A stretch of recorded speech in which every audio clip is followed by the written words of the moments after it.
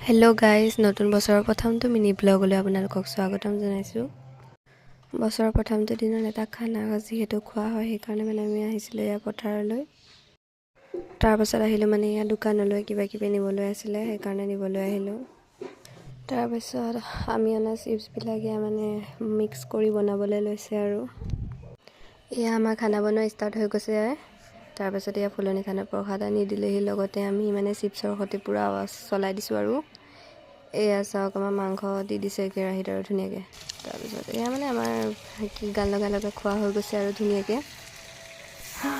Then আমাৰ এগৰাকীয়ে একেবাৰে কিবা অকল খোৱাতহে ব্যস্ত থাকে। এয়া আমাৰ কাজলে আকৌ এয়া খানা বনোৱাতহে লাগি গৈছে আৰু আমাৰ মাংসও হৈ গৈছে এয়া ধুনীয়াকৈ।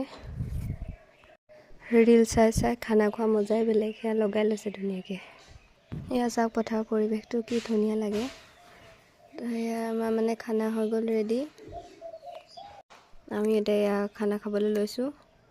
তাৰপাছত এয়া আমাৰ বস্তু পাতি চব সামৰি লৈছোঁ আৰু ঘৰলৈ লৈ যাবলৈ। তাৰপাছত এয়া আকৌ আমাৰ এগৰাকী আকৌ নতুন কাজি দেখাবলৈ ষ্টাৰ্ট কৰি দিলে নহয়। আজিলৈ বাই বাই, আকৌ এটা নতুন ব্লগত লগ পাম।